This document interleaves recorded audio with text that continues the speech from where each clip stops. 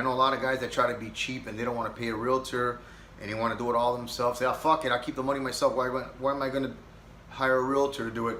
And then they buy a property, they're rehabbing, and they're wondering why they're holding it for a year. Well, because you didn't do your research. You could have paid this realtor to do a research for you just to find out what the comps are like in that neighborhood.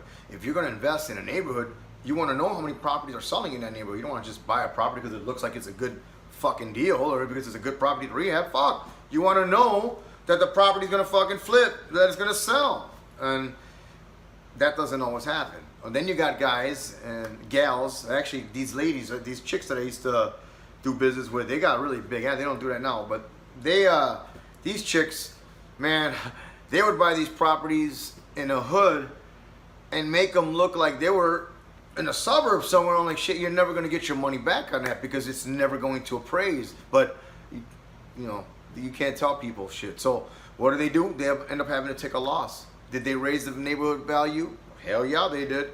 Did they get paid for it? Unfortunately not. You know, and so if you're going to buy and hold one thing, but if you're going to flip a property, you have to know the value of those properties in that neighborhood. So remember that. You can't be cheap. So what are you going to do? If you're looking to buy investment property, I hope you motherfuckers are taking notes. I want to make me waste my fucking voice here. This is already going. If you're going to invest in real estate, let's say you have the funds. Okay, you have to have the funds. Or somebody has to have the funds. And when I say have the funds, they got to be in a bank. They really got to be there, man. Don't let nobody bullshit you. If it's not yours, they got to be in a bank.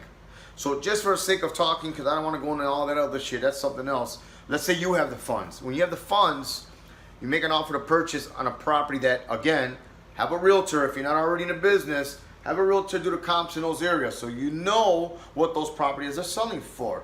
So once you have the comps for those properties in that are selling in that neighborhood, now you know what you actually more or less will sell a property for in that neighborhood. So now, when you go into that property,